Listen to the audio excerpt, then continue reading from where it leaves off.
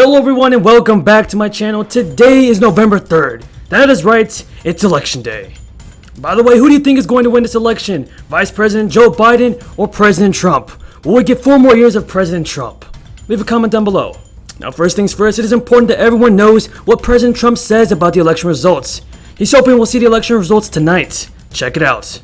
Well, I think you'll know possibly tonight, depending on the extent of a victory. I think you could know tonight. I think the ruling on Pennsylvania was an unfortunate one by the Supreme Court, because I think we should know what happens on the night. Let people put their ballots in earlier. But you have to have numbers. You can't have these things delayed for many days and maybe weeks. You can't do that. The entire United States of America is waiting to see the results of the election. Boy, is that going to be interesting. Joe Biden already has a stimulus plan laid out if he is elected president.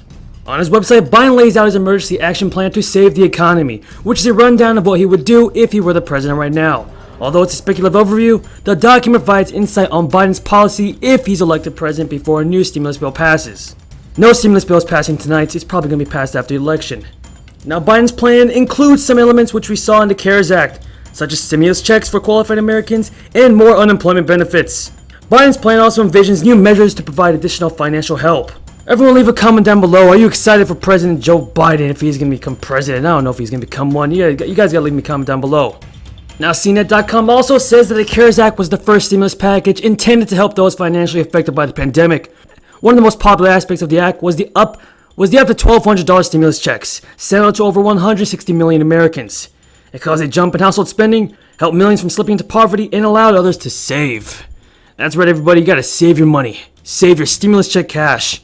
You know what I think? I think we should get more than $1,200 stimulus checks, because we've been waiting for this stimulus check for 5 months. No. 6 months. Actually, the CARES Act was passed in March.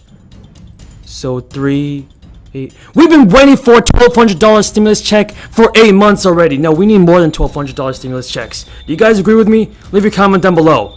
Should we get $1,200 stimulus checks, $2,400 stimulus checks, or $3,600 stimulus checks? Now, Biden's plan, like the one Trump is backing, will include more direct stimulus payments, which is beautiful. That's going to help everyone in the United States of America, especially those that have been furloughed by the American Airlines and other airlines in the airline industry. Every politician, you have to understand this. The people need help. Americans need help. Now, not later. No more political games. Give the people their stimulus. If you guys agree with me, then let's make sure to get this video to 1,000 likes. Now, if Biden were to become the next president, he also wants to forgive student loans. Including the CARES Act was a forbearance for student loans. Those individuals who owed money would not need to make payments or see an interest to cure until the end of September. That's according to Biden's stimulus vision. And by the way, I'm not a Trump supporter or a Biden supporter. I'm an independent. I see things how they are. I'm not a Republican or a Democrat. On this channel, I only provide the truth and the evidence, only the facts. Now, back in August, Trump extended the forbearance until the end of 2020. Biden's plan goes a different direction by offering a loan forgiveness of a $10,000 minimum.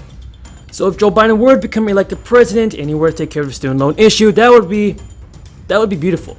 That would be amazing. That would be so helpful to the millions of Americans. Now, there is one state that has already given its citizens a stimulus check, and that is Colorado. You'll be receiving a stimulus check before everyone else.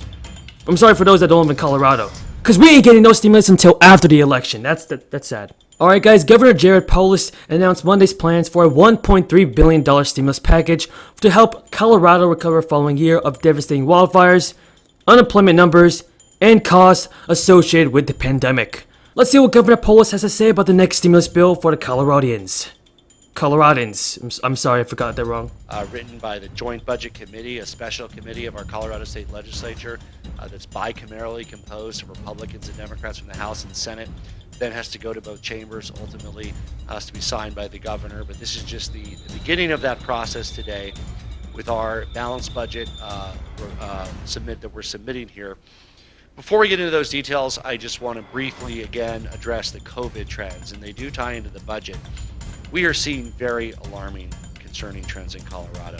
3 days in a row with more than 2,500 cases. I'm proud that in this budget, we're able to restore the major reductions that had to be made over the last summer. We restore and increase per pupil funding for education by $902 per student.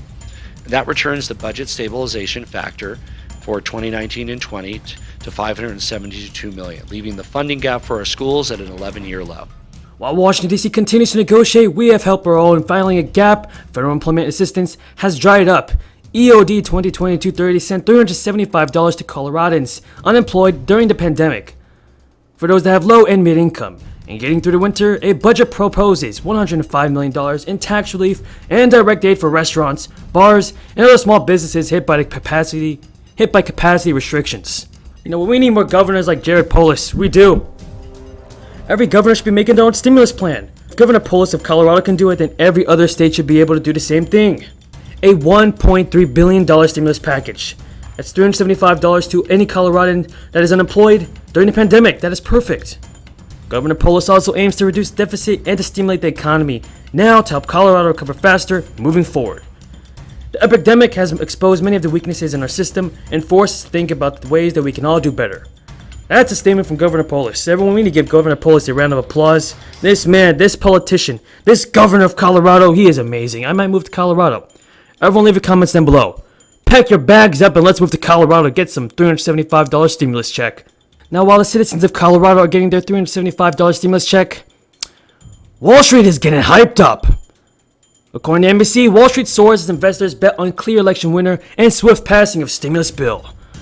Ultimately, the markets want clarity, and the main threat this week is the emergence of a contested election.